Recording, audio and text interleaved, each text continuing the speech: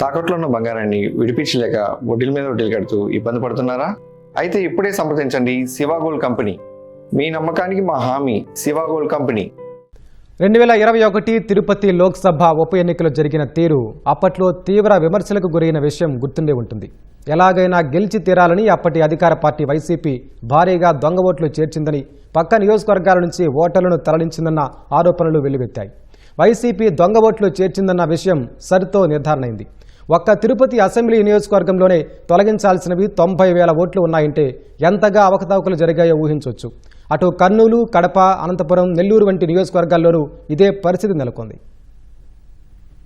తిరుపతి శాసనసభ నియోజకవర్గంలో తొలగించాల్సిన ఓట్లు ఏకంగా 90,000కు పైగా ఉన్నట్లు ఓటర్ల జాబితా ప్రత్యేక సమగ్ర సవరణ సర్లో వెల్లడైంది. వీరిలో 57,000 మందికి పైగా శాశ్వతంగా వలస వెళ్లిపోయిన వారే ఉన్నారు. మరో 20,000 మందికి పైగా ఆ చిరునామాల్లో లేనివారు లేదా వివరాలు లభ్యం కానివారు ఉన్నారు. ఇంకో 6,000 మందికి పైగా వ్యక్తులకు రెండేసి ఓట్లు ఉన్నాయి. తిరుపతి అసెంబ్లీ నియోజకవర్గంలో మొత్తం 2,95,288 మంది ఓటర్లు ఉన్నారు. వీరిలో 90,882 మంది అంటే 30.77% ఓట్లను తొలగించాల్సిన జాబితాలోకి ఎన్నికల సంఘం చేర్చింది. అలా చూస్తే ఇక్కడ దాదాపు 3వ వంతు నకిలీ ఓట్లేనని తేటతెల్లమవుతోంది. వైసీపీ హయాంలో తిరుపతి లోక్సభ ఉప ఎన్నిక వేళ ఆ పార్టీ నేతలు ప్రధానంగా తిరుపతి శాసనసభ పరిధిలో కల్పిత చిరునామాలు, వ్యక్తుల పేర్లతో భారీగా ఓట్లు చేర్చారు. నకిలీ ఓటరు ఐడీ కార్డులు తయారు చేయించారు. దొంగ ఓటర్లను తరలించి ఓట్లు వేయించారు. ఆ వ్యవహారమంతా ఇప్పుడు సర్లో బయటపడింది. రాష్ట్రంలోని పలు నియోజకవర్గాల్లో ప్రధానంగా రాయలసీమ జిల్లాల్లో వైసీపీ నాయకులు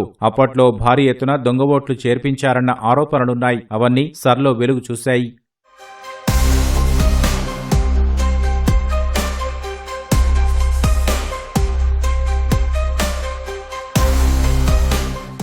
వైసీపీ హయాంలోనే దొంగ ఓట్లపై ప్రతిపక్ష పార్టీల నాయకులు ఎన్నికల సంఘానికి అనేకసార్లు ఫిర్యాదులు చేశారు. ఇప్పుడు సర్లో లెక్కలతో సహా ఆ ఆరోపణలు నిజమేనని నిర్ధారణ అయ్యాయి. ఒక్క కర్నూలు అసెంబ్లీ నియోజకవర్గంలోనే 24.67% ఓట్లను తొలగించాల్సిన జాబితాలో చేర్చారు. నియోజకవర్గంలో 2,74,622 ఓట్లకు గాను తొలగించాల్సిన ఓట్లు 67,755 ఉన్నట్లు తేల్చారు. 22,210 మంది వివరాలు లభ్యం కాలేదు. మరో 28,594 మంది శాశ్వత వలసలు వెళ్లిపోయారు. 11,449 మందికి రెండేసి ఓట్లున్నాయి. పాణ్యంలోనూ 15.52% ఓట్లను తొలగించాల్సిన జాబితాలో ఉంచారు. కర్నూలు జిల్లా పరిధిలో 60,768 డబుల్ ఎంట్రీ ఓట్లు ఉంటే వాటిలో అత్యధికం కర్నూలు, పాణ్యం నియోజకవర్గాల్లోనే కనిపించాయి.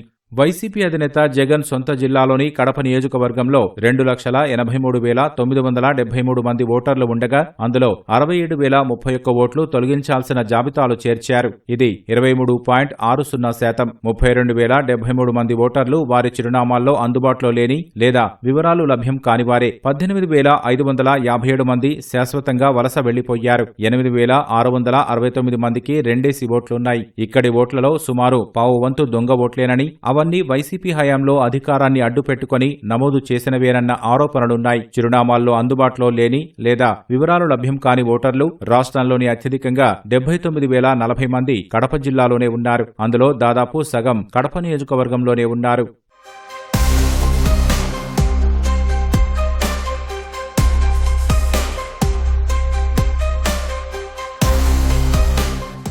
తిరుపతి జిల్లా చంద్రగిరిలో 3,13,795 ఓట్లకు గాను 50,273 ఓట్లు తొలగింపు జాబితాలో ఉన్నాయి. 16,000 మంది శాశ్వతంగా వలస వెళ్లిపోయారు. ఇవన్నీ వైసీపీ హయాంలో నమోదైన దొంగ ఓట్లేనన్న విమర్శలున్నాయి. నెల్లూరు రూరల్లో 2,82,312 మంది ఓటర్లకు గాను 57,948 ఓట్లు తొలగించాల్సి ఉన్నట్లు గుర్తించారు. ఇందులో 18,287 మంది ఆచూకీ లభ్యం కాలేదు. 21,911 మంది శాశ్వతంగా వలస వెళ్లిపోయారని, 7,929 ఓట్లు డబుల్ ఎంట్రీలని తేలింది. అనంతపురం అర్బన్లో 2,82,463 మంది ఓటర్లకు గాను 53,790 ఓట్లు తొలగించాల్సి ఉందని తేల్చారు. ఇందులో 14,816 మంది ఆచూకీ లభ్యం కాలేదని, 17,861 మంది శాశ్వతంగా వలస వెళ్లిపోయారని తేలింది. 10,556 డబుల్ ఎంట్రీలున్నాయని గుర్తించారు.